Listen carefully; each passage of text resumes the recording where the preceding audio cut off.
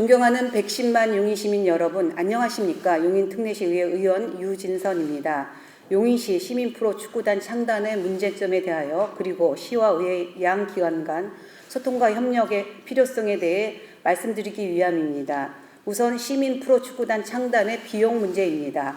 용인시는 이미 경전철 운영비로 매년 약 300억 원가량 지출하고 있습니다. 당초 수요 예측에 실패하여 대가를 톡톡히 치르고 있습니다. 세수 감소 직격탄도 맞고 있습니다. 대내외 경제 여건 불확실성 심화로 용인시는 올해 지방채 399억 원을 발행하는 등 세입 감소 여파가 이어지고 소상공인과 서민들의 어려움은 지속되고 있습니다.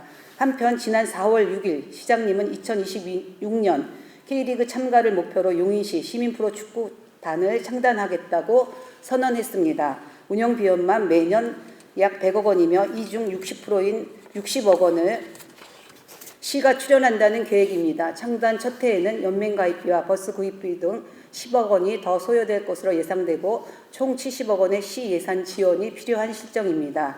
시는 약 5천여 명 정도의 관중을 기대한다고 밝혔습니다. K리그 2부 리그팀 경기당 평균 관중 약 3천 명보다 많은 수치입니다. 전망의 구체적 근거는 제시되지 않았습니다. 또한 클럽하우스 조성과 프로축구팀이 연습할 수 있는 천연단지 구장 확보 비용은 별도로 필요합니다. 축구센터 이전 건립 계획을 변경하면 충당 가능하다고 하나 장밋빛 전망이 아닌 시 재정에 부담이 되지 않도록 신중한 접근이 필요합니다. 용인시는 이미 내셔널리그에 참가하던 용인시청 축구단을 성적 부진과 운영비 부담을 이유로 해체한 바 있습니다. 당시 운영 예산은 20억 원이었습니다. 현재 창단 계획만 보면 그 3배가 넘는 예산을 매년 투입해야 하는 실정이 될 것입니다. 두 번째로 우려스러운 점은 시기의 적정성입니다. 앞서 말한 바와 같이 세수가 부족한 시점에 추진되어야 하는 것인지에 대해 강한 의문을 표명합니다. SK 하이닉스의 펩 한기가 작동된 후 세수가 회복되는 여건을 보고 추진해도 될 일입니다. 지방채 발행까지 해야 되는 이 어려운 시기에 재정 우선순위를 합리적으로 검토해 주실 것을 요청드립니다. 삼선 의원으로서 세 분의 시장님을 경험하고 있는 저로서는 프로축구단 창단 추진은 더 이상 새롭지가 않습니다. 그 성공 여부와 여야를 떠나서 4년 단위의 선거가 다가올 때마다 이슈로 등장하였습니다. 프로축구단 창단 로드맵을 보면 공교롭게도 창단 시기 2026년 내년 2월입니다. 2026년 6월로 예정된 지방선거를 4달 앞둔 시기입니다. 오얏나무 아래에서는 각근을 고쳐매지 말라는 옛말을 되새겨 주시기 바랍니다. 세 번째로 다방면에서 준비가 부족한 것이 우려됩니다.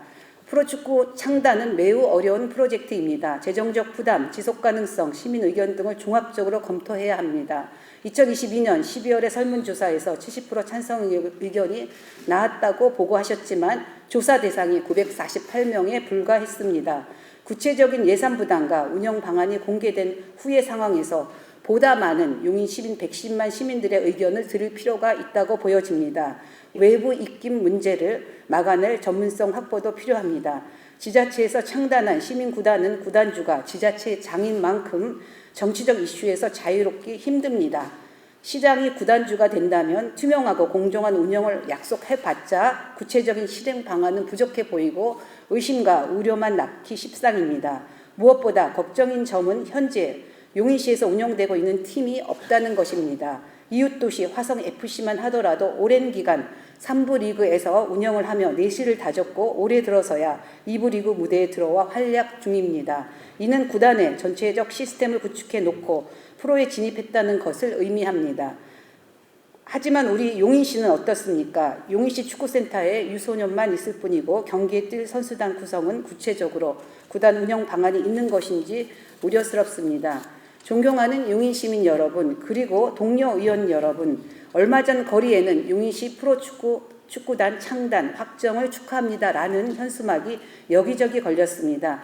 일반 시민에게는 축구단 창단이 마치 확정된 것처럼 보여졌을 것입니다. 아직 용인시에서 관련 조례안이 상정조차 되지 않았을 것입니다. 메이저 프로구단의 필요성에 대해서는 저도 깊이 공감합니다. 그러나 시 재정과 시기의 적정성 등을 고려하지 않을 수 없는 것입니다. 마지막으로 시와 의회 양 기관 간 소통과 협력에 대해 당부 말씀드리고자 합니다. 지방의회의 인사권이 독립된 지 약 3년이 지났습니다. 그러나 조직 구성권은 여전히 시장의 권한 아래 있습니다. 실제로 용인시 의회 직원 61명도 시 조직 안에 포함되어 있어 형식적 독립에 불과한 실정입니다. 일각에서는 시의회 인사권이 독립되었으니 의회가 독자적으로 인사 운영을 하면 된다라고 합니다. 이는 현 법적 제도적 현실을 고려하지 않은 시각입니다. 지방의회의 조직 구성권과 예산 편성권이 명시되어 있지 않은 입법 미비 등 인사권 독립의 한계는 분명합니다. 인력 배치나 조직 구성의 실질적 독립성과 자율성이 배제된 상태에서는 지방의회의 인사 운영은 더욱 경직되고 궁극적으로는 풀뿌리 지방자치의 실효성 저하 또한 우려됩니다. 따라서 본의원은 다음과 같이 요구합니다.